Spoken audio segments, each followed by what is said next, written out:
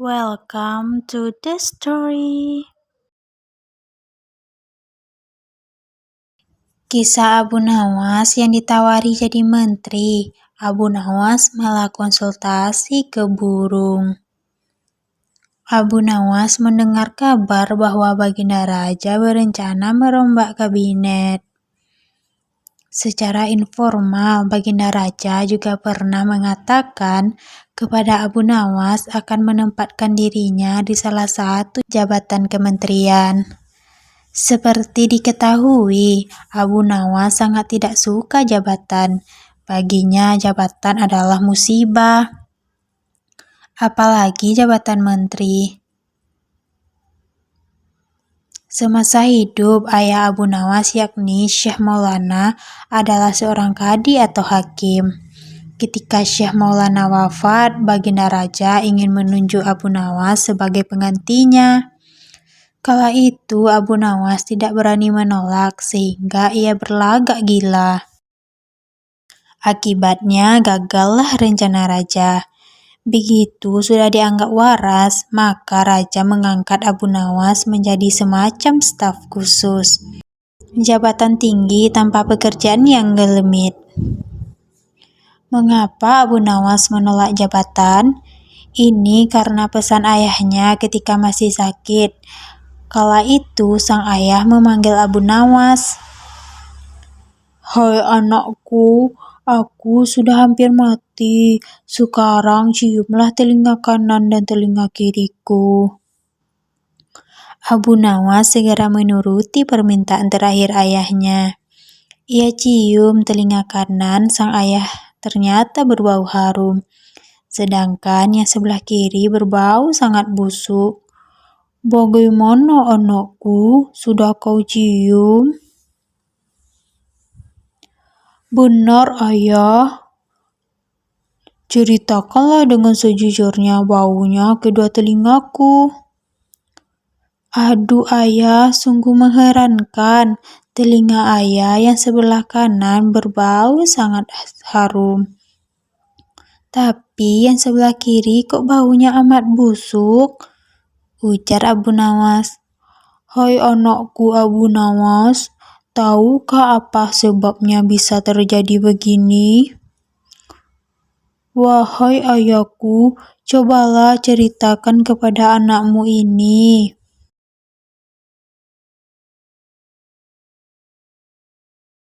Berkata Syekh Maulana, "Pada hari datang dua orang mengadukan masalahnya kepadaku. Yang seorang aku dengarkan keluhannya, tapi yang seorang lagi karena aku tak suka, maka tak kudengar pengaduannya.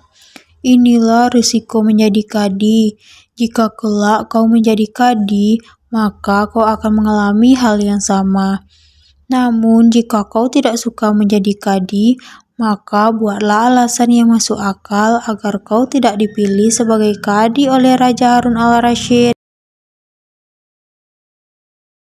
Nah, itulah sebabnya Abu Nawas pura-pura menjadi gila dalam menolak permintaan raja menjadi kadi.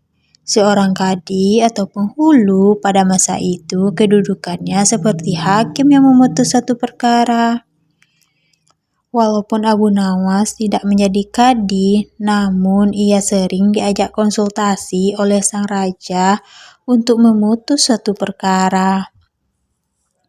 Bahkan ia kerap kali dipaksa datang ke istana hanya sekedar untuk menjawab pertanyaan raja yang aneh-aneh dan tidak masuk akal. Jawaban Abu Nawas ya semacam staf khusus gitu. Nah, kini bagaimana cara menolak permintaan Baginda Raja agar dirinya menjadi menteri? Membuat Abu Nawas bingung, salah satu jalan adalah menghindari pertemuan raja. Abu Nawas bersembunyi di rumah. Kepada istrinya dia berpesan, "Jika ada utusan raja datang, katakanlah saya sedang uzlah di gunung." Uzlah adalah mengasingkan diri. Benar saja utusan raja datang ke rumah. Setelah selama sepekan, Lebih Abu Nawas menghilang. Ketika utusan itu datang, si cerdi ini bersembunyi di kolong tempat tidur. Istrinya yang lugu ini mengatakan pesan Abu Nawas tersebut kepada raja. Suamiku sedang menyepi di gunung, kata istri Abu Nawas. Gunung mana? Tidak tahu, dia bilang di gunung, begitu saja. Utusan raja bingung setengah mati. Apa yang akan disampaikan kepada raja nanti? Benar saja, raja marah begitu menerima laporan utusannya. Cari di mana Abu Nawas? Harus ketemu, titahnya. Sementara itu Abu Nawas langsung berangkat ke hutan. Begitu utusan itu balik ke istana. Dia berpesan kepada istrinya, jika utusan itu datang, bilang saja saya di hutan sana. Utusan disertai beberapa pengawal raja datang juga ke rumah. Istrinya pun menunjukkannya di mana suaminya berada.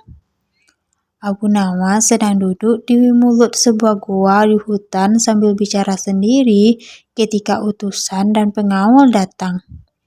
Hei Abu Nawas, raja mencarimu, cepatlah, kata utusan raja.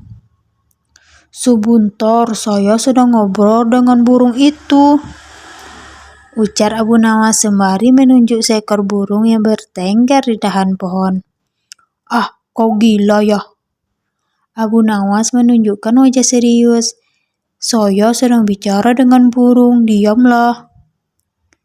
Ini menyangkut masa depan raja, ujar Abu Nawas meyakinkan. Utusan raja terheran-heran. Mau tidak mau, mereka pun sabar menanti sembari menyaksikan tingkah laku Abu Nawas yang aneh itu. Tak lama kemudian, Abu Nawas nyelonyor menaiki keledainya. Utusan dan pengawal raja mengawalnya sampai istana. Begitu sampai di istana, Abu Nawas duduk di tempat biasa.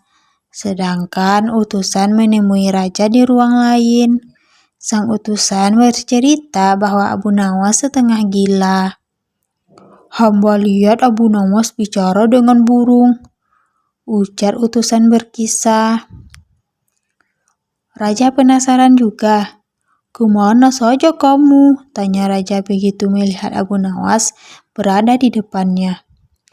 Mohon ampun Baginda Raja, hamba sedang menjalankan mimpi hamba untuk uzlah ke hutan, jawab Abu Nawas. Mimpi apa? Mimpi bertemu ayah hamba. Beliau berpesan agar hamba menyepi untuk sementara waktu agar dapat wangsit, ujar Abu Nawas. Terus sekarang sudah dapat wangsit? Tanya Baginda Raja penasaran. Sudah Baginda, jawab Abu Nawas. Apa wangsit yang kamu peroleh? Mohon ampun Baginda, ini tentang Baginda. Hah? Tentang saya? Tentang apa itu? Desak Baginda. Ayo ceritakan. Berdasarkan cerita burung, jika Baginda hendak melakukan reshuffle para menteri, hendaknya memilih figur-figur yang benar-benar lebih baik dari menteri yang ada saat ini, tutur Abu Nawas. Ya sudah pasti, serga Baginda. Memangnya kamu bisa berbicara dengan burung? Tanya Baginda memastikan. Begitulah Baginda, jawab Abu Nawas mantap. Berdasarkan cerita burung, Baginda hendaknya jangan mengangkat menteri yang ciri-cirinya seperti saya, lanjut Abu Nawas. Ah, burung kok dipercaya, ujar Baginda.